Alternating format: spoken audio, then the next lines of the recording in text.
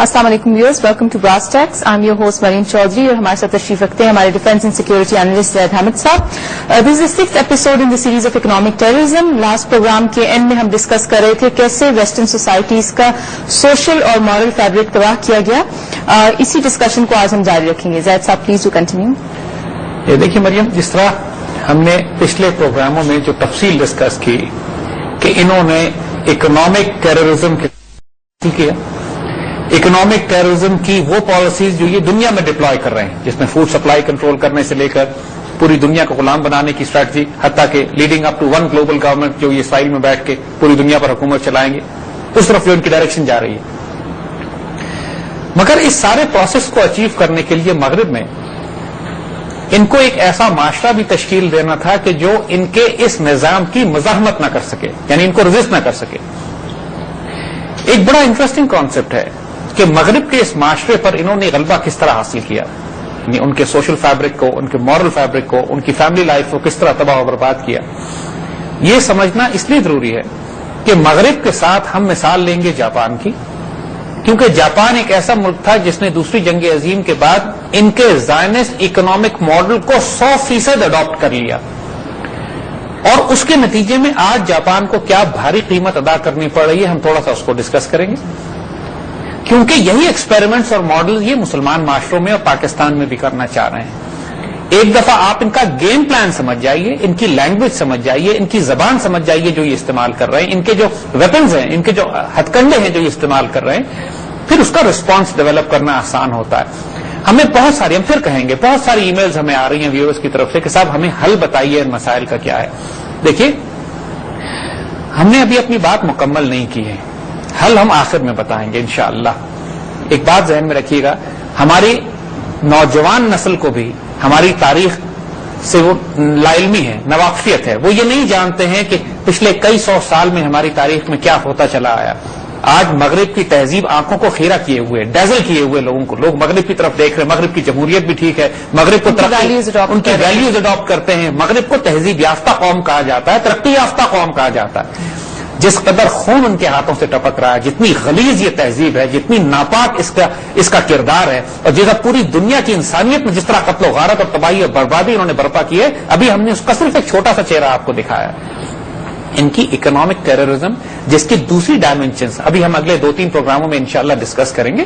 اس کے بعد وی ول come to the solutions. دیکھیے، ایک دفعہ جب یہ واضح ہو جائے کہ یہ تہذیب اتنی غلیظ ہے کہ کوئی سولوشن اس کی طرف سے دیا ہوا ہم قبول نہیں کریں گے، تو پھر ہمارے لوگوں کو بھی یہ قبول کرنا آسان ہو جائے گا کہ آلٹرنیٹس ہیں کیا. اب اگر ہم، کیونکہ اس وقت لوگوں کے ذہنوں میں کم از کم پچھلے 150 سال کی پروپیگنڈا وار کے ذریعے، میڈیا کے ذریعے، ان کی تہذیب کی جو ڈومینیشن ہمارے اوپر رہی ہے، اس کے ذریعے ہماری فکروں کو، ہماری سوچوں کو تبدیل کر دیا گیا ہے. لوگ یہ سوچنے سے قاصر ہیں کہ مغربی تہذیب کے علاوہ بھی کوئی آلٹرنیٹ سسٹم ہمارے پاس ہو سکتا ہے. ایک کمپلیکس کا شکار کر دیا گیا، مرعوب ہو گئے لوگ. یعنی انڈیا کے خلاف تو ہمارے بڑے لوگ آنکھوں سے آنکھیں ڈال کے بات کرتے ہیں، لیکن جب امریکہ اور مغرب اور انگریز سے بات کرنی ہوتی تو ہکلا جاتے ہیں، اس لیے کہ وہ ہم پر حکومت کر کے جا چکا ہے، اس لیے کہ اس کی تحریک کو ہم ڈومیننٹ تہذیب سمجھتے ہیں. ابھی تک ہمارے یہاں براؤن صاحب ہیں، ایسے لوگ ہیں کہ جو ظاہر میں کالے ہیں لیکن اندر سے گورے ہیں، اور انگریز ہیں، اور انگریز کو نعوذ باللہ اس کی ہر چیز کو خدا سمجھتے ہیں. تو ہم نے ابھی اپنی بات مکمل نہیں کی ہے. ہم آپ کو صرف وہ دکھانا چاہتے ہیں کہ یہ مغربی تہذیب جس چیز کو ہاتھ لگاتی ہے اس کے ساتھ کیا سلوک کرتی ہے. اس کا اکنامک سسٹم جس کو سپورٹ کرنے کے لیے کہ دنیا میں جنگیں برپا کرتے ہیں، فوڈ سپلائیز کنٹرول کرتے ہیں، مگر یہاں رکتے نہیں ہیں. قوموں کے اخلاقیات، ان کی دین، ان کی تہذیب، ان کی ثقافت، اس کا بھی بیڑا غرق کر کے رکھتے تھے. دیکھیے، اور یہ کس طرح کرتے ہیں.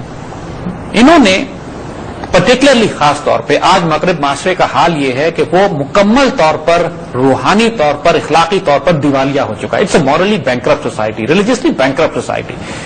ان کا جو انسٹیٹیوشنز ہیں، institutions of family, institution of کہ یہ بات کہ بزرگوں کو، ماں باپ کو، بوڑھوں کا دھیان کیا جائے، یہ بات کہ اولاد کے ساتھ محبت ہو، فیملی یونٹس ہوں، شادی کا انسٹیٹیوشن جہاں پہ میاں بیوی مل کر ایک خاندان ریز کرتے ہیں، ان ساروں کا بیڑا غرق کرایا جا چکا ہے. یہ ہوا کس طرح؟ آپ کو بڑی غیر معمولی بات آج ہم بتائیں گے.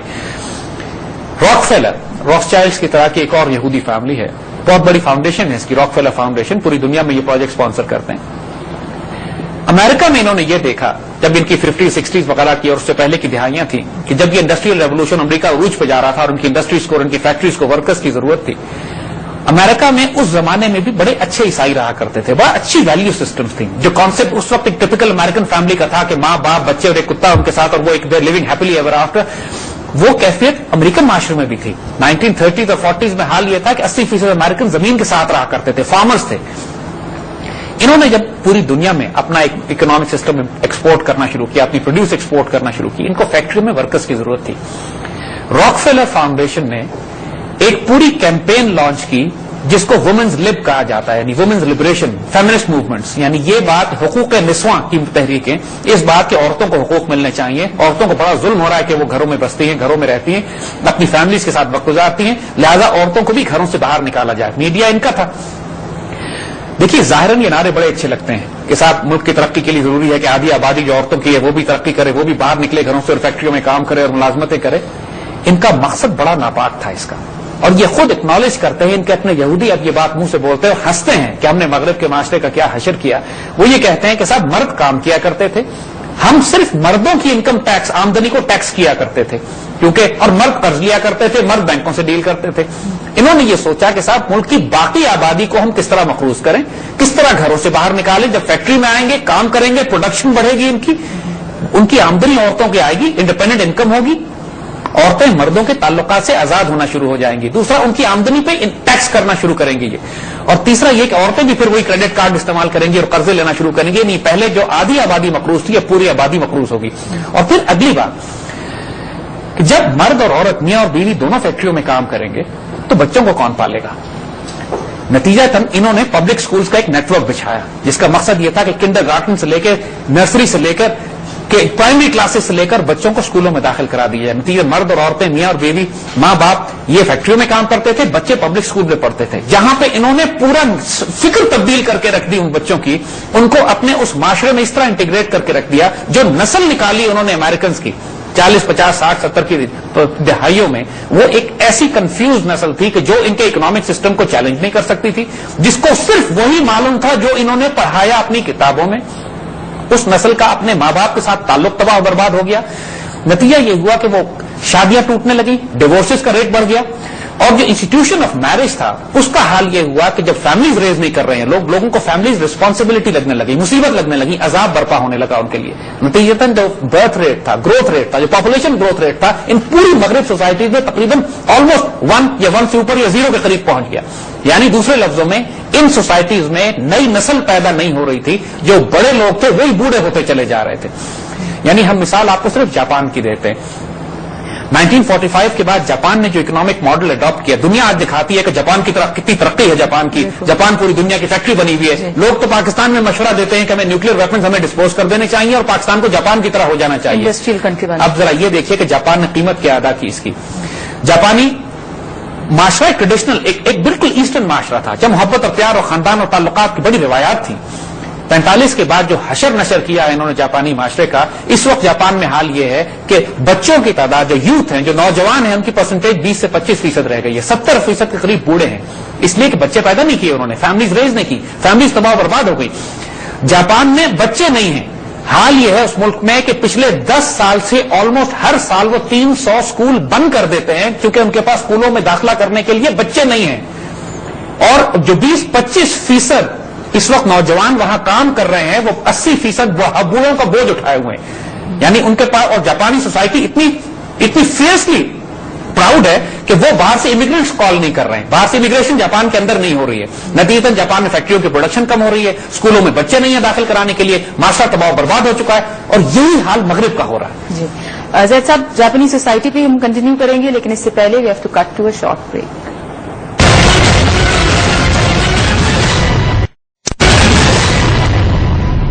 Welcome back viewers. Zahid sahab please do continue. دیکھیے, ہم نے آپ کو جاپان کی مثال دی تھی. یہ ایک حیرت انگیز بات ہے کہ پچھلے چند سالوں میں 3000 اسکول بند ہو چکے ہیں جاپان میں کہ بچے نہیں ہیں ان کے پاس. ایک ایسی غیور قوم جو کہ فیملی لائف میں اور اپنی ویلیوز پہ یقین رکھا کرتی تھی, اس نے جب ان کا ویسٹرن اکنامک ماڈل اڈاپٹ کیا تو 40 سال کے اندر حال یہ ہو گیا ہے کہ اب اس کا بیڑا غرق ہو چکا ہے. یہی اکنامک ماڈل جب ویسٹرن سوسائٹیز نے اڈاپٹ کیا اس سے پہلے, اس وقت یورپ میں حال یہ ہے کہ 2005 میں جب فرانس میں ایک ہیٹ ویو آئی تو 15,000 سے زائد بوڑھے جن کو اپنے اولڈ ہاؤسز میں یا گھروں میں ابینڈن کر کے یہ لوگ چلے گئے تھے، ان کی فیملی سمندروں پہ بیچز پہ پکنک منانے کے لیے، 15,000 بوڑھے عورتیں مر گئے، کھپ گئے، ختم ہو گئے، مگر ان کے بچے اپنی پکنکس چھوڑ کر واپس نہیں آئے بوڑھے ماں باپ کو دفن کرنے کے لیے. حکومت کے لیے عذاب بن گیا کہ 15,000 بڈھوں کی لاشوں کو چھپائے کہاں، رکھے کہاں، کہ جب تک ان کی اولاد واپس آ کے کلیم نہ کرے اس کو. بچے جب بڑے ہونے سے پہلے، کوئی بچہ مغرب اور یورپ میں ایسا نہیں ہے جو شادی سے پہلے یا بڑے ہونے سے پہلے اپنی عزت اور آبرو گنوا نہ چکا ہوتا ہو. ان کے معاشرے کی جو ویلیو سسٹمز ہیں، نہ بچے کو باپ کا کوئی ادب، ماں باپ کا کوئی ادب ہے، نہ بچوں کا کوئی لحاظ ہے. بچے بڑے ہو کے گھر چھوڑ کے چلے جاتے ہیں، پھر فیملی ریز کرنے کا تو سوال ہی نہیں ہے. یورپ میں حال یہ ہے، اسکینڈینیوین کنٹریز میں پرٹیکولرلی، کہ حکومت پیسے آفر کر رہی ہے لوگوں کو کہ خدا کے واسطے آپ فیملی ریز کریں تاکہ ہماری اپنی پاپولیشن بھی ہو. دیکھیے اس کے نتیجے میں کیا ہوا، یہ ساری Rockefeller sponsored women's liberation movements جو مغرب میں انہوں نے ڈیولپ کی، جن کا مقصد جیسے ہم نے عرض کیا آپ کو بہت ناپاک تھا کہ بچوں کو ہم، کیونکہ ماں باپ جب دونوں کام کریں گے تو ہم ان کی آمدنیوں کو ٹیکس بھی کریں گے، وہ دونوں ہم سے قرض بھی لیں گے، سود بھی لیں گے، اور ان کے بچوں کو ہم بگاڑیں گے اپنے پبلک اسکولس میں. اور آج امریکہ میں جو حشر نشر ہوا اور مغرب میں اس کی بات ہے بالکل سب کے سامنے، جیسے ہم نے عرض کیا پورا فیملی سسٹم کا بیڑا غرق ہو گیا. روحانیت، اسپرچولیٹی، مورالٹی، اب وہ امورل سوسائٹی نہیں ہے، اب وہ امورل سوسائٹی ہے. یعنی ان میں اب ویلیو سسٹم اتنا ختم ہو چکا ہے، اب کوئی شناخت گائیڈنس رہ نہیں گئی. عیسائیت وہاں نہیں ہے، عیسائی ویلیوز کا وہاں کوئی وجود نہیں ہے. ہر وہ چیز جس کا عیسیٰ علیہ السلام نے منع فرمایا ہے اس کو یہ قوم کرتی ہے، اس میں ملوث ہے، پہ انوالو ہے. اور ہر وہ عذاب جس کی وجہ سے اللہ نے قومیں تباہ و برباد کی ہیں قرآن پاک میں، اور جس گناہ اور جس عذاب کا لکھا ہے وہ سارے گناہ یہ قومیں اب کرتی ہیں، اس لیے کہ فطرت تباہ ہو چکی ہے ان کی.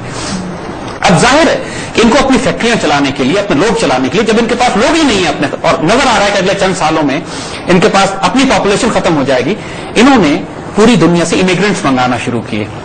دیکھیے جو انہوں نے کینیڈا اگر آج امیگریشن دے رہا ہے پوری دنیا میں، اور امریکن امیگریشن مل رہی ہے، تو محبت اور پیار میں نہیں دے رہے ہیں. ان کو غلام چاہیے اپنے سسٹم کو چلانے کے لیے، وہ پوری دنیا سے امیگریشن لے رہے ہیں.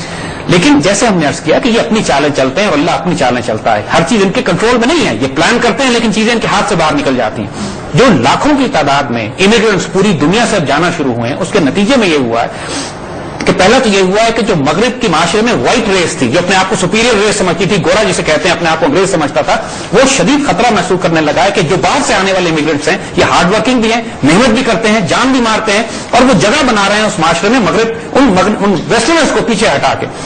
اور دوسرا جو بہت بڑا نقصان جو مغربی معاشرے کو زائنسٹ کو ہو رہا ہے ان امیگرینٹس کے آنے سے، کہ یہ اپنی تہذیب ساتھ لے کر آ رہے ہیں، اپنا ویلیو سسٹم، اپنا دین ساتھ لے کر آ رہے ہیں. خاص طور پہ لاکھوں مسلمان جو مغرب میں گئے ہیں، جو اکنامک مائیگرینٹس تھے پرائمرلی، ان لوگوں نے اس مغربی معاشرے میں جا کر جو اپنا اخلاق اور اپنا کردار، اپنا دین پروجیکٹ کرنا شروع کیا ہے. اس میں غلطیاں بھی ہیں، کوتاہیاں بھی، بڑی خرابیاں ہیں، لیکن اس کے باوجود اس بینکرپٹ معاشرے کے لیے یہ بہت بڑی نعمت تھی کہ ان کو ایک ایسا ویلیو سسٹم بھی ساتھ ہے. وہ حیرت سے دیکھتے ہیں مسلمانوں کو کہ مسلمان مغرب میں رہنے کے باوجود بھی فیملی ریز کرتے ہیں، ان کا اکنامک، ان کا مسلمانوں کا فیملی سسٹم، اپنے ماں باپ کا لحاظ اور ادب کرتے ہیں، اپنے بچے تعلقات رکھتے ہیں ماں باپ کے ساتھ، کیونکہ نقصانات ہو رہے ہیں وہاں بہت. لیکن اس کے باوجود مغرب کے بہت زیادہ لوگ اسلام قبول کرنا شروع کر دیا انہوں نے.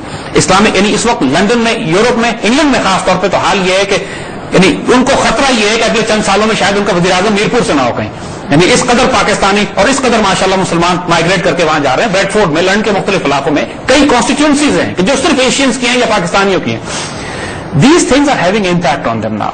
اس کی وجہ سے جب یہ لوگ یہاں سے جاتے ہیں اپنا دین، اپنی تہذیب، اپنا تمدن لے کر، تو مغرب اور یہود، خاص طور پر یہودیوں کے خلاف نفرت بھی ساتھ جاتی ہے.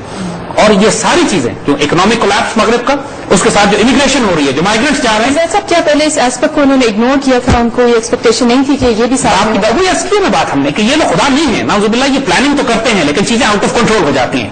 انہوں نے پلان یہ کیا کہ مغربی سوسائٹی کو ہم قرض اور سود کے لیے پوری عورتوں کو گھروں سے نکالیں گے اور اس کے بعد سب کو ورک فورس میں ڈال دیں گے، بچے بگاڑ دیں گے ان کے. لیکن دین دے ریئلائز کہ ان کا اپنی سوسائٹی بھی نہیں چل پائے گی اوور. دیکھیے یہ سب چیزیں ایک جنریشن میں تو نہیں نظر آتی، کم از کم اس کے لیے 2-3 نسلیں نظر آتی ہیں، جس کے بعد پورا معاشرہ تباہ برباد ہونے لگتا ہے. جاپان نے بھی 45 کے بعد جو ماڈل اڈاپٹ کیا، تو آج 50 سال کے بعد اس کو پتہ لگ رہا ہے کہ ہم نے غلط ماڈل اڈاپٹ کیا تھا، ہمارا معاشرہ تہذیب تباہ ہو جائے گی اب جا کے.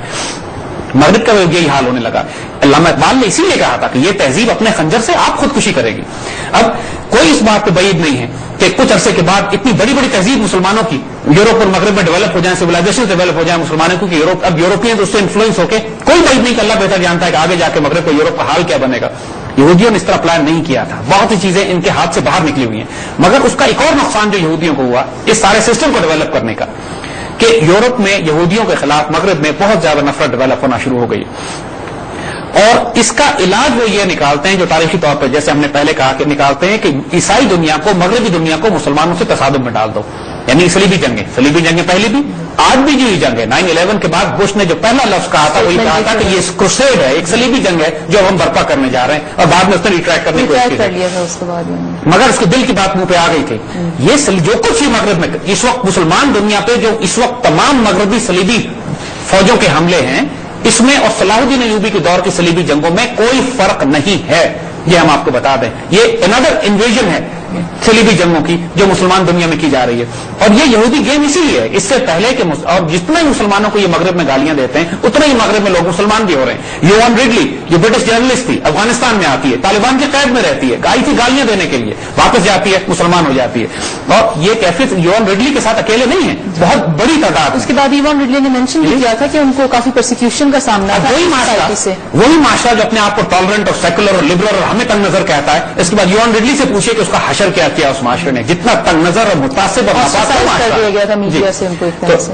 تو یہ وہ تمام کیفیات اور معاملات ہیں کہ اب پوری دنیا میں ایک ڈفرنٹ بال گیم ڈیولپ ہو رہا ہے. دیکھیے ان مال اسر یسرا قرآن میں بار بار اللہ ریپیٹ کرتا ہے, ان مال اسر یسرا ریپیٹ کیا اس نے اس بات کو کہ ہر تنگی کے ساتھ آسانی ہے. اس میں اگر ایک تنگی اور برائی اور تکلیف کا پہلو آپ کو نظر آتا ہے اس کے اندر اللہ نے خیر کا پہلو بھی رکھا ہوتا ہے, ذرا اس کو بھی تلاش کیجیے. تو اسی لیے ہم لوگوں سے کہہ رہے ہیں کہ یہ جو اکنامک سسٹم آپ کو اتنا بڑا نظر آ رہا ہے اس میں گھبرانے ڈرنے کی ضرورت نہیں ہے.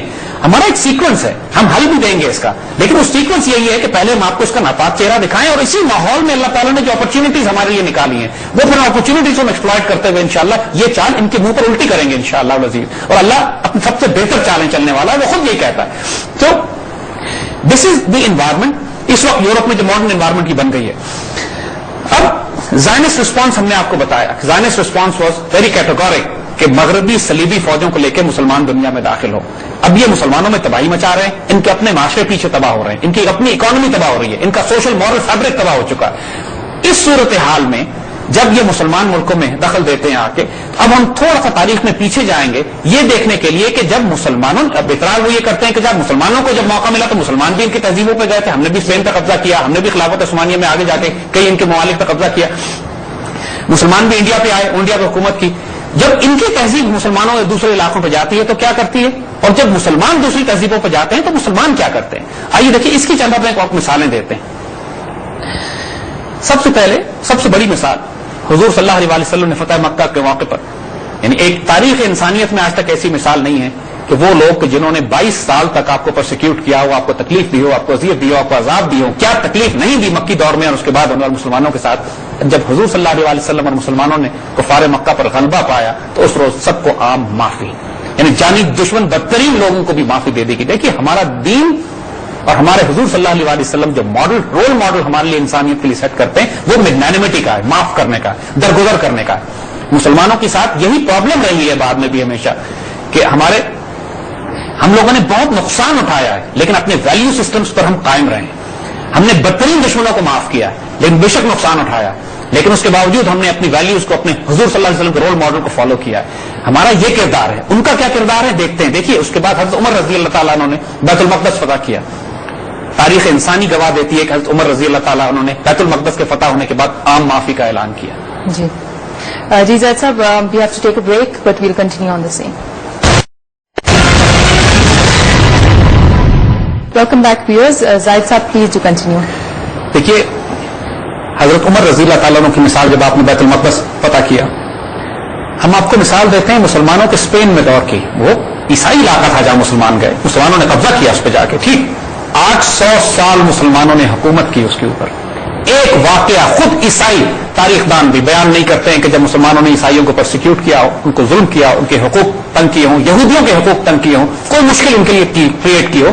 یہودی اور عیسائی مسلمانوں کی حکومت میں اتنے امن کے ساتھ رہتے تھے کہ پوری دنیا سے عیسائی آیا کرتے تھے مسلمان اسپین میں علم اور تعلیم حاصل کرنے کے لیے, اور محبت اور پیار کا یہ مقام. چیز سے مسلمانوں نے انٹروڈیوس کی لائبریریز اور ہاسپٹلز اور یہ سارے کانسیپٹ, پوری مغربی تہذیب جو آج آپ کو نظر آتی ہے. حتیٰ کہ کسی نے جارج برنارڈ شاء سے پوچھا کہ اگر مسلمان اسپین سے نہ نکالے جاتے تو کیا ہوتا, تو اس نے کہا کہ انسان چاند پر 200 سال پہلے پہنچ جاتا. یعنی وہ تہذیب اتنے عروج پہ جا رہی تھی. دیکھیے یہ اسپین کی مثال ہم نے آپ کو ٹائم پیریڈ ریزلٹ صاحب جس کو اپنی سویلائزیشن کو یہ خود کہتے ہیں کہ ڈارک ایجز تھی. آپ کی بات بالکل ٹھیک ہے. یہ وہ پیریڈ تھا کہ جب مغرب میں ڈارک ایجز تھے, یعنی لٹرلی یہ پتھر کی دنیا میں رہا. ایکنالج کرتے ہیں وہ پیرس میں اور فرانس میں کیچڑ اور غلاظت کے مارے انسان چل کے نہیں جا سکتا تھا ایک جگہ سے دوسری جگہ تک. حال یہ تھی کہ یہ انسانوں کو زندہ جلا رہے تھے اس وقت, وچز کہہ کے, جادوگرنیاں کہہ کے. وہاں پلیگ پھوٹتے تھے بیماریوں کی وجہ سے. ایک ناپاک ترین سویلائزیشن تہذیب ان کی تھی جس کو یہ ڈارک ایجز کہتے ہیں. یہ اسپین میں اندلوسیا میں مسلمانوں نے جو اپنی تہذیب ڈیولپ کی تھی, یہ ہماری تہذیب تھی. جو ان کی تہذیب کی اصلیت تھی وہ اس وقت آپ کو یورپ میں اس وقت نظر آ رہی تھی. اور مسلمانوں نے خلافت عثمانیہ قائم کی. خلافت عثمانیہ میں بھی 800 سال مسلمانوں نے حکومت کی. اگین اس میں کیریکٹر دیکھیے مسلمانوں کا کیا تھا. جب مسلمانوں نے شکست کھائی اسپین میں اور عیسائیوں نے مار مار کے مسلمانوں اور یہودیوں کو نکالا, تو مسلمان اور یہودی دونوں نکل کر خلافت عثمانیہ میں آئے پناہ لینے کے لیے.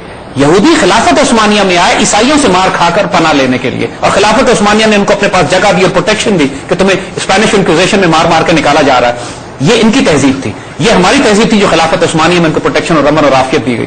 دیکھیے اس کے بعد مغل انڈیا کی مثال ہم دیتے ہیں. مغلوں نے آ کے 400 سال 500 سال, مسلمانوں نے 1000 سال حکومت کی انڈیا کے اوپر.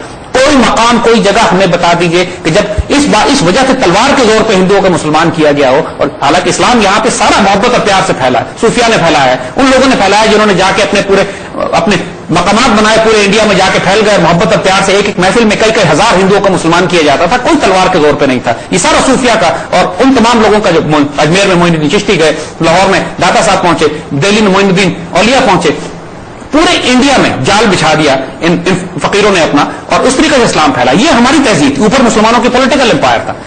ہم آپ کو بار بار وہ مثالیں دے رہے ہیں صرف یہ بتانے کے لیے کہ جب ایک تہذیب کی آئیڈیالوجی ہوتی ہے, ایک پوری تہذیب جو اس کی اکنامک آئیڈیالوجی بھی ہوتی ہے, جو اس کی پولیٹیکل آئیڈیالوجی بھی ہوتی ہے, جو اس کی سوشل آئیڈیالوجی بھی ہوتی ہے. اب کمپیرزن کریں مسلمان تہذیب کا مغربی تہذیب کے ساتھ. یہ آج کا معاملہ نہیں ہے. صلاح الدین ایوبی نے جب بیت المقدس فتح کیا 90 سال کے بعد, جو 90 سال عیسائیوں کے قبضے میں رہا, عیسائیوں کے قبضے میں جب آیا بیت المقدس کے, مسلمانوں کا خون ان کے گھوڑوں کے گھٹنوں تک پہنچا ہوا تھا. تاریخ میں اتنا سلاٹر مسجد نبوی بیت المقدس شریف میں کبھی نہیں ہوا جتنا عیسائی نائٹس نے کیا کروسیڈ میں, صلیبی جنگوں میں جب انہوں نے قبضہ کیا. صلاح الدین ایوبی نے بیت المقدس پہ دوبارہ قبضہ کیا ہے 90 سال کے بعد. اس کی آنکھوں سے انتقام کے شعلے نکل رہے ہوں گے ہم سوچتے ہیں, لیکن ظرف تھا اس مجاہد میں اتنا, اس نے ایک نائٹ کو بھی معاف کر دیا. کہا جاؤ سامان لیتے ہو نکل جاؤ یہاں سے. آج بھی مجبور ہے یہ تمام تر تعصب کے باوجود کہ صلاح الدین ایوبی کی شان میں کوئی ناپاک کلمہ یہ نہیں کہہ سکتے. They recognise him as an honourable and dignified man. لیکن یہ صرف صلاح الدین نہیں تھا, یہ وہی کردار تھا جو سیدنا عمر نے, اور وہی کردار تھا جو ہمارے آقا صلی اللہ علیہ وسلم نے رول ماڈل کے طور پہ فتح مکہ کے طور پہ ہمارے سامنے رکھا تھا. جو وہی کردار تھا جو اسپین میں مسلمانوں نے اڈاپٹ کیا, وہی کردار تھا جو خلافت عثمانیہ میں مسلمانوں نے اڈاپٹ کیا, وہی کردار تھا جو مغل حکومتوں میں یا اس سے پہلے اسلامی حکومتوں میں انڈیا میں اڈاپٹ کیا. دیکھیے ہم نے بڑی بڑی امپائرز کی مثالیں دی ہیں آپ کو. ہم نے اسپین کی مثال دی, عثمانیوں کی مثال دی, مغلوں کی مثال دی, پھر مسلمان سلطانوں کی مثال دی. کوئی ایک انسیڈنٹ آپ کو تاریخ اسلام میں ایسا شاید ہی کبھی ملے گا کہ جب مسلمانوں نے غیر مسلموں کی تہذیبوں پہ قبضہ کیا ہو, تہذیب پہ اس ملک پہ قبضہ کیا ہو, اور اس کے بعد اس کا نام و نشان مٹا دیا ہو اوریجنل تہذیب کا. کہنے والے کہیں گے کیا زید صاحب ہماری اسی صفت نے ہمیں نقصان نہیں پہنچایا کہ جتنا اکوموڈیٹ ہم نے کیا اتنا ہی اس شخص نے ہمیں ریزرو کیا. دیکھیے یہ ہمارے ویلیو سسٹمز ہیں. ہم کسی اور کی خاطر کسی اور کو سمجھانے بتانے کے لیے اپنے اخلاق, اپنا کردار, اپنا دین نہیں چھوڑ سکتے ہیں. اور تاریخ میں ہماری مثالیں ہیں کہ ہم نے نہیں چھوڑا. ہم نے غلطیاں تھیں, کوتاہیاں تھیں, بڑے بڑے ظلم ہم نے آپس میں بھی کی, بڑی جنگیں کی. لیکن جب ہم غیر ملکی تہذیبوں سے معاملہ کرتے تھے تو وہاں کی مقامی آبادی کو, اپنے ان لوگوں کو جو رعایا ہوا کرتے تھے, ان لوگوں کے ساتھ جو سوشو اکنامک جسٹس تھا, یعنی جو سکون اور اطمینان یہودیوں کو اور عیسائیوں کو مسلمانوں کی سرزمین پہ ملتا تھا وہ اپنی سرزمین پہ نہیں ملتا تھا کبھی. یعنی یہودی نکلتے تھے عیسائی دنیا سے, مسلمان دنیا میں آ کے پناہ مانگتے تھے, چھپتے پھرتے تھے, اور ان کو پروٹیکشن اور سکون دیا جاتا تھا. تو دیکھیے باتیں ہم کیوں سمجھانا چاہ رہے ہیں یہ, اس لیے کہ آپ کو پوری تہذیب کی ایتھوس سمجھنے کی ضرورت ہے. آپ کو پوری تہذیب کی سائیکالوجی, ہمیں تانا دیتے ہیں یہ کہ اسلام تلوار کے زور پر پھیلا. آج اس کا جواب بھی سن لیجیے ذرا کہ دیکھیے تاریخ اسلام میں, یعنی جب مسلمان فوجوں نے نکل کے عربیہ سے جب پرشین اور رومن امپائر سے ٹکرائے ہم جا کر, تو پرشین اور رومن امپائر کئی ہزار سال سے بہت بڑی بڑی تہذیبیں تھیں, بچے نہیں تھے وہ لوگ. جب مسلمان فوجیں جب وہاں سے نکلی عربیہ سے, ان کی تو کوئی ملٹری حیثیت ہی نہیں تھی, یعنی اتنی ایسیمیٹرک وار تھی, کوئی طاقت کا توازن ہی نہیں تھا.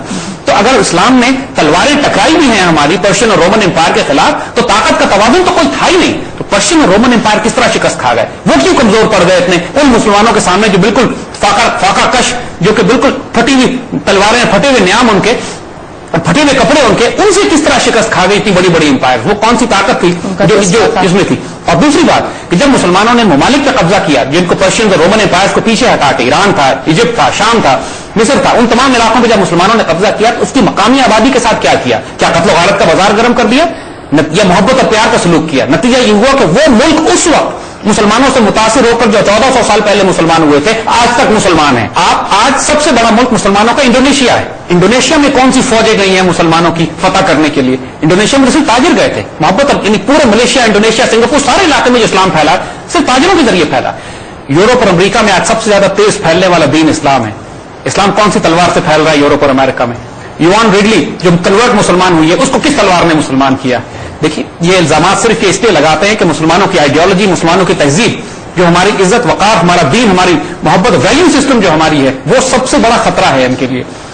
جو بات اور آئیے اب ہم تھوڑا سا کمپیرزن آپ کو دیتے ہیں ان کی تہذیب کا، کیونکہ یہ سارا کمپیرزن سمجھنا اس لیے ضروری ہے کہ پھر آپ کو سمجھ میں آئے گا کہ یہ دنیا میں جو تباہی برپا کرتے پھر رہے ہیں یہ آج کا معاملہ نہیں ہے، ان کی تہذیب کے وجود کا حصہ ہے کہ جب یہ غالب ہوتے ہیں تو اگلوں کی نسل اور جڑ اکھاڑ کے رکھ دیتے ہیں. آئیے ہم آپ کو مثال دیتے ہیں. پچھلے 500 سال کی کولونیل پیریڈ کی مثال دیں ہم آپ کو، جب مغربی تہذیب عروج پہ آ رہی تھی اور مسلمان تہذیب اسپین میں غروب آ رہی تھی، لیکن عثمانی خلافت ہماری عروج پہ تھی.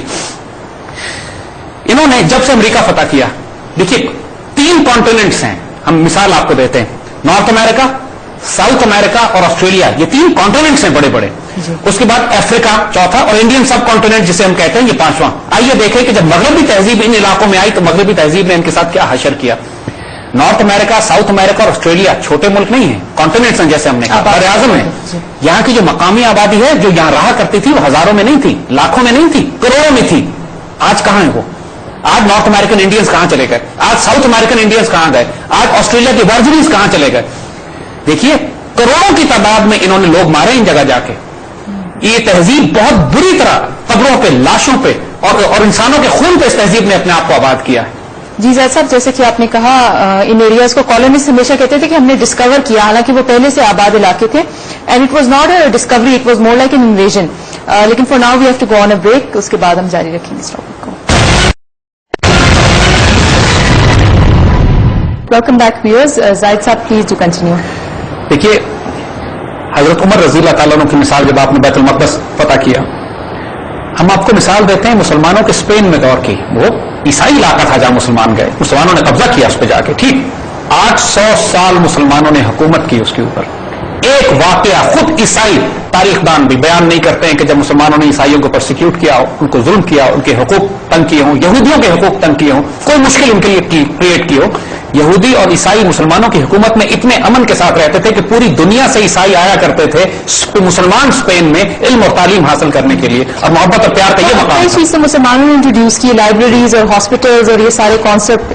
پوری مغربی تہذیب جو آج آپ کو نظر آتی ہے، حتیٰ کہ کسی نے جارج برنارڈ شو سے پوچھا کہ اگر مسلمان اسپین سے نہ نکالے جاتے تو کیا ہوتا، تو اس نے کہا کہ انسان چاند پر 200 سال پہلے پہنچ جاتا. یعنی وہ تہذیب کتنے عروج پہ جا رہی تھی. دیکھیے یہ اسپین کی مثال ہم نے آپ کو. یہ بھائی ٹائم پیریڈ ہے زید صاحب جس کو اپنی سویلائزیشن کو یہ خود کہتے ہیں کہ ڈارک ایجز تھی. آپ کی بات بالکل ٹھیک ہے. یہ وہ پیریڈ تھا کہ جب مغرب میں ڈارک ایجز تھے، یعنی لٹرلی یہ پتھر کی دنیا میں رہا. ایکنالج کرتے ہیں وہ. پیرس میں اور فرانس میں کیچڑ اور غلاظت کے مارے انسان چل کے نہیں جا سکتا تھا ایک جگہ سے دوسری جگہ تک. حال یہ تھی کہ یہ انسانوں کو زندہ جلا رہے تھے اس وقت، وچز کہہ کے، جادوگرنیاں کہہ کے. وہاں پلیگ پھوٹتے تھے بیماریوں کی وجہ سے. ایک ناپاک ترین سویلائزیشن تہذیب ان کی تھی جس کو یہ ڈارک ایجز کہتے ہیں. یہ اسپین میں، اندلوسیا میں مسلمانوں نے جو اپنی تہذیب ڈیولپ کی تھی، یہ ہماری تہذیب تھی. جو ان کی تہذیب کی اصلیت تھی وہ اس وقت آپ کو یورپ میں اس وقت نظر آ رہی تھی. اور مسلمانوں نے خلافت عثمانیہ قائم کی. خلافت عثمانیہ میں بھی 800 سال مسلمانوں نے حکومت کی. اگین اس میں کیریکٹر دیکھیے مسلمانوں کا کیا تھا. جب مسلمانوں نے شکست کھائی اسپین میں اور عیسائیوں نے مار مار کے مسلمانوں اور یہودیوں کو نکالا، تو مسلمان اور یہودی دونوں نکل کر خلافت عثمانیہ میں آئے پناہ لینے کے لیے. یہودی خلافت عثمانیہ میں آئے عیسائیوں سے مار کھا کر پناہ لینے کے لیے، اور خلافت عثمانیہ نے ان کو اپنے پاس جگہ دی اور پروٹیکشن دی کہ تمہیں اسپینش انکوزیشن میں مار مار کے نکالا جا رہا ہے. یہ ان کی تہذیب تھی. یہ ہماری تہذیب تھی جو خلافت عثمانیہ میں ان کو پروٹیکشن اور امن اور عافیت دی گئی.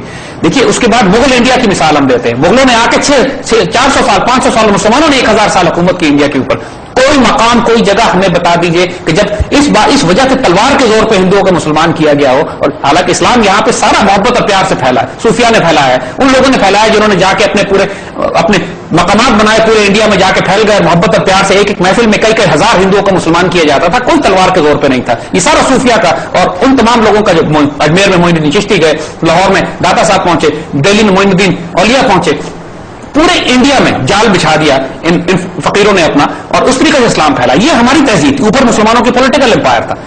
ہم آپ کو بار بار وہ مثالیں دے رہے ہیں صرف یہ بتانے کے لیے کہ جب ایک تہذیب کی آئیڈیالوجی ہوتی ہے, ایک پوری تہذیب جو اس کی اکنامک آئیڈیالوجی بھی ہوتی ہے, جو اس کی پولیٹیکل آئیڈیالوجی بھی ہوتی ہے, جو اس کی سوشل آئیڈیالوجی بھی ہوتی ہے. اب کمپیرزن کریں مسلمان تہذیب کا مغربی تہذیب کے ساتھ. یہ آج کا معاملہ نہیں ہے. صلاح الدین ایوبی نے جب بیت المقدس فتح کیا 90 سال کے بعد, جو 90 سال عیسائیوں کے قبضے میں رہا, عیسائیوں کے قبضے میں جب آیا بیت المقدس کے, مسلمانوں کا خون ان کے گھوڑوں کے گھٹنوں تک پہنچا ہوا تھا. تاریخ میں اتنا سلاٹر مسجد نبوی بیت المقدس شریف میں کبھی نہیں ہوا جتنا عیسائی نائٹس نے کیا کروسیڈ میں, صلیبی جنگوں میں جب انہوں نے قبضہ کیا. صلاح الدین ایوبی نے بیت المقدس پہ دوبارہ قبضہ کیا ہے 90 سال کے بعد. اس کی آنکھوں سے انتقام کے شعلے نکل رہے ہوں گے ہم سوچتے ہیں, لیکن ظرف تھا اس مجاہد میں اتنا کہ اس نے ایک نائٹ کو بھی معاف کر دیا, کہا جاؤ سامان لیتے ہو نکل جاؤ یہاں سے.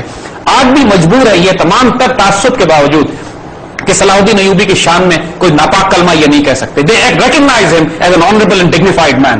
لیکن یہ صرف صلاح الدین نہیں تھا, یہ وہی کردار تھا جو سیدنا عمر نے, اور وہی کردار تھا جو ہمارے آقا صلی اللہ علیہ وسلم نے رول ماڈل کے طور پہ فتح مکہ کے طور پہ ہمارے سامنے رکھا تھا. جو وہی کردار تھا جو اسپین میں مسلمانوں نے اڈاپٹ کیا, وہی کردار تھا جو خلافت عثمانیہ میں مسلمانوں نے اڈاپٹ کیا, وہی کردار تھا جو مغل حکومتوں میں یا اس سے پہلے اسلامی حکومتوں میں انڈیا میں اڈاپٹ کیا. دیکھیے ہم نے بڑی بڑی امپائرز کی مثالیں دی ہیں آپ کو.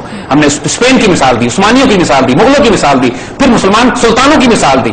کوئی ایک انسیڈنٹ آپ کو تاریخ اسلام میں ایسا شاید ہی کبھی ملے گا کہ جب مسلمانوں نے غیر مسلموں کی تہذیبوں پہ قبضہ کیا ہو, تہذیب پہ اس ملک پہ قبضہ کیا ہو, اور اس کے بعد اس کا نام و نشان مٹا دیا ہو اوریجنل تہذیب کا. کہنے والے کہیں گے کیا زید صاحب ہماری اسی صفت نے ہمیں نقصان نہیں پہنچایا کہ جتنا اکوموڈیٹ ہم نے کیا اتنا ہی اس شخص نے ہمیں ریزرو کیا؟ دیکھیے یہ ہمارے ویلیو سسٹمز ہیں. ہم کسی اور کی خاطر کسی اور کو سمجھانے بتانے کے لیے اپنے اخلاق, اپنا کردار, اپنا دین نہیں چھوڑ سکتے ہیں. اور تاریخ میں ہماری مثالیں ہیں کہ ہم نے نہیں چھوڑا.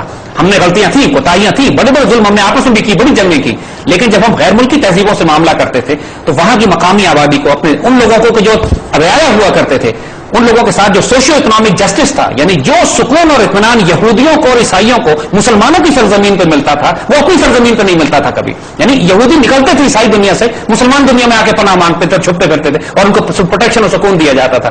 تو دیکھیے باتیں ہم کیوں سمجھانا چاہ رہے ہیں, یہ اس لیے کہ آپ کو پوری تہذیب کی ایتھوس سمجھنے کی ضرورت ہے. آپ کو پوری تہذیب کی سائیکالوجی, ہمیں تانا دیتے ہیں یہ کہ اسلام تلوار کے زور پر پھیلا. آج اس کا جواب بھی سن لیجیے ذرا کہ دیکھیے تاریخ اسلام میں, یعنی جب مسلمان فوجوں نے نکل کے عربیہ سے جب پرشین اور رومن امپائر سے ٹکرائے ہم جا کر, تو پرشین اور رومن امپائر کئی ہزار سال سے بہت بڑی بڑی تہذیبیں تھیں, بچے نہیں تھے وہ لوگ. جب مسلمان فوجیں جب وہاں سے نکلی عربیہ سے, ان کی تو کوئی ملٹری حیثیت ہی نہیں تھی, یعنی اتنی ایسیمیٹرک وار تھی, کوئی طاقت کا توازن ہی نہیں تھا. تو اگر اسلام میں تلواریں ٹکرائی بھی ہیں ہماری پرشین اور رومن امپائر کے خلاف, تو طاقت کا توازن تو کوئی تھا ہی نہیں. تو پرشین اور رومن امپائر کس طرح شکست کھا گئے, وہ کیوں کمزور پڑ گئے اتنے ان مسلمانوں کے سامنے جو بالکل فاقہ کش, جو کہ بالکل پھٹی ہوئی تلواریں, پھٹے ہوئے نیام ان کے, پھٹے ہوئے کپڑے ان کے, ان سے کس طرح شکست کھا گئی اتنی بڑی بڑی امپائر؟ وہ کون سی طاقت تھی جو اس میں تھی؟ اور دوسری بات کہ جب مسلمانوں نے ممالک پہ قبضہ کیا جن کو پرشین اور رومن امپائر کو پیچھے ہٹا کے, ایران تھا, ایجپٹ تھا, شام تھا, مصر تھا, ان تمام علاقوں پہ جب مسلمانوں نے قبضہ کیا تو اس کی مقامی آبادی کے ساتھ کیا کیا؟ کیا قتل و غارت کا بازار گرم کر دیا یا محبت اور پیار کا سلوک کیا؟ نتیجہ یہ ہوا کہ وہ ملک اس وقت مسلمانوں سے متاثر ہو کر جو 1400 سال پہلے مسلمان ہوئے تھے آج تک مسلمان ہیں. آپ آج سب سے بڑا ملک مسلمانوں کا انڈونیشیا ہے. انڈونیشیا میں کون سی فوجیں گئی ہیں مسلمانوں کی فتح کرنے کے لیے؟ انڈونیشیا میں صرف تاجر گئے تھے. محبت یعنی پورے ملیشیا, انڈونیشیا, سنگاپور, سارے علاقے میں جو اسلام پھیلا صرف تاجروں کے ذریعے پھیلا. یورپ اور امریکہ میں آج سب سے زیادہ تیز پھیلنے والا دین اسلام ہے. اسلام کون سی تلوار سے پھیل رہا ہے یورپ اور امریکہ میں؟ یوان ریڈلی جو کنورٹ مسلمان ہوئی ہے اس کو کس تلوار نے مسلمان کیا؟ دیکھیے یہ الزامات صرف یہ اس لیے لگاتے ہیں کہ مسلمانوں کی آئیڈیالوجی, مسلمانوں کی تہذیب, جو ہماری عزت وقار, ہمارا دین, ہماری محبت, ویلیو سسٹم جو ہماری ہے, وہ سب سے بڑا خطرہ ہے ان کے لیے. جو بات, اور آئیے اب ہم تھوڑا سا کمپیریزن آپ کو دیتے ہیں ان کی تہذیب کا, کیونکہ یہ سارا کمپیریزن سمجھنا اس لیے ضروری ہے کہ پھر آپ کو سمجھ میں آئے گا کہ یہ دنیا میں جو تباہی برپا کرتے پھر رہے ہیں یہ آج کا معاملہ نہیں ہے, ان کی تہذیب کے وجود کا حصہ ہے کہ جب یہ غالب ہوتے ہیں تو اگلوں کی نسل اور جڑ اکھاڑ کے رکھ دیتے ہیں. آئیے ہم آپ کو مثال دیتے ہیں. پچھلے 500 سال کی کولونیل پیریڈ کی مثال دیں ہم آپ کو, جب مغربی تہذیب عروج پہ آ رہی تھی اور مسلمان تہذیب اسپین میں غروب آ رہی تھی, لیکن عثمانی خلافت ہماری عروج پہ تھی. انہوں نے جب سے امریکہ فتح کیا, دیکھیے 3 کانٹیننٹس ہیں, ہم مثال آپ کو دیتے ہیں, نارتھ امریکہ, ساؤتھ امریکہ اور آسٹریلیا, یہ 3 کانٹیننٹس ہیں بڑے بڑے. اس کے بعد افریقہ چوتھا, اور انڈین سب کانٹیننٹ جسے ہم کہتے ہیں یہ 5واں. آئیے دیکھیں کہ جب مغربی تہذیب ان علاقوں میں آئی تو مغربی تہذیب نے ان کے ساتھ کیا حشر کیا. نارتھ امریکہ, ساؤتھ امریکہ اور آسٹریلیا چھوٹے ملک نہیں ہیں, کانٹیننٹس ہیں, جیسے ہم نے کہا بر اعظم ہیں. یہاں کی جو مقامی آبادی ہے جو یہاں رہا کرتی تھی وہ ہزاروں میں نہیں تھی, لاکھوں میں نہیں تھی, کروڑوں میں تھی. آج کہاں ہے وہ؟ آج نارتھ امریکن انڈینز کہاں چلے گئے, آج ساؤتھ امریکن انڈینز کہاں گئے, آج آسٹریلیا کے ورجنز کہاں چلے گئے. دیکھیے کروڑوں کی تعداد میں انہوں نے لوگ مارے ان جگہ جا کے.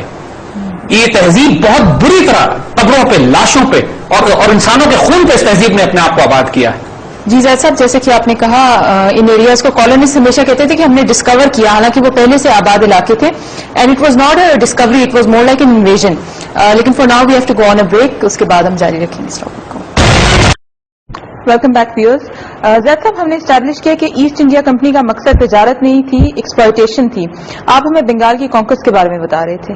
دیکھیے اب ہم ایک ایسے نازک موڑ پر آ گئے ہیں کہ جس تاریخ کو ہمیں بہت غور سے اور فکر کے ساتھ سمجھنے کی ضرورت ہے, کیونکہ جو کچھ ایسٹ انڈیا کمپنی نے بنگال میں کیا 1757 میں نواب سراج الدولہ کی شہادت کے بعد, جو غداری سے, بغاوت سے, جو فساد برپا کر کے انہوں نے اس پوری جنگ کا پانسا پلٹا اور سراج الدولہ شہید ہوئے, یہ تاریخ میں پھر ایک پہلا موقع آیا مسلمان تاریخ میں بھی کہ ایک بہت بڑے مسلمان خطے پر ایک ملٹی نیشنل کمپنی کا قبضہ ہو گیا. یہ بہت یونیک بات ہے. دیکھیے اس کو سمجھنے کی اس لیے ضرورت ہے کہ East India Company British crown نہیں تھی, it was a multi national.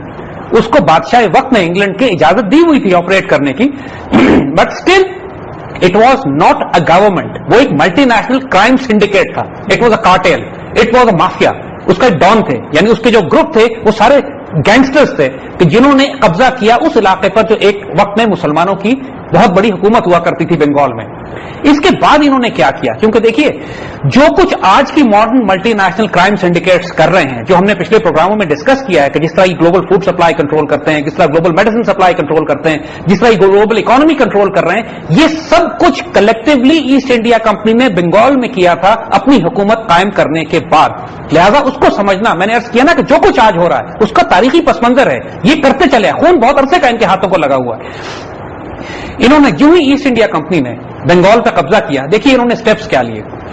1757 میں بیٹل آف پلاسی, 1777 اور 1783 کے درمیان بنگال میں اتنا بڑا قحط پڑا ہے ان کی پالیسیز کی وجہ سے کہ ایک رف اپروکسیمیشن ہے کہ کم از کم 2 سے 3 کروڑ انسان ہلاک ہوئے ہیں اس قحط میں جو ایسٹ انڈیا کمپنی کے زیر حکومت بنگال میں پڑا ہے. قریباً 1/3 آبادی بنگال کی اللہ کی پناہ مانگے کہ 1000 سال مسلمانوں نے حکومت کی, ایک قحط نہیں پڑا.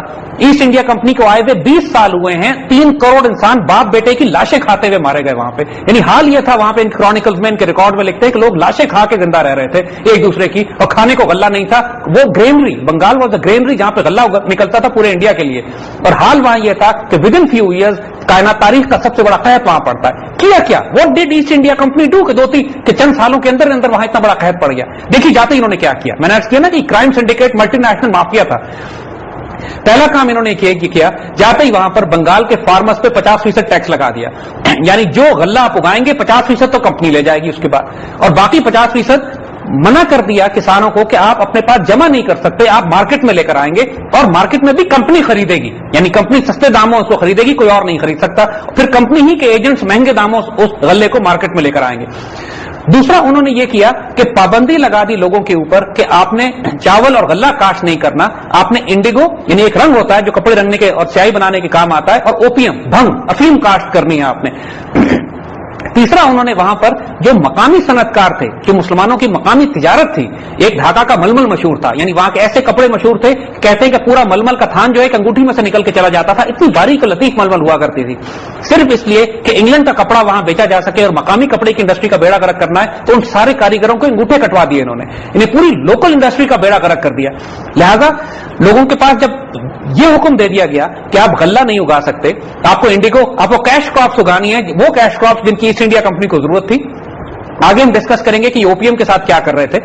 لوگوں کو غلہ جمع اگانا منع کر دیا گیا، اور جو غلہ اگاتے بھی تھے اس کا 50% ٹیکس میں لے جاتے تھے، 50% خود خرید کے مہنگے داموں واپس دیا کرتے تھے. لوکل انڈسٹری کا بیڑا غرق کر دیا، لوگوں کے انگوٹھے ہاتھ کٹوا دیے کہ لوگ تجارت نہ کر سکے، اپنی انڈسٹری کام نہ کر سکے.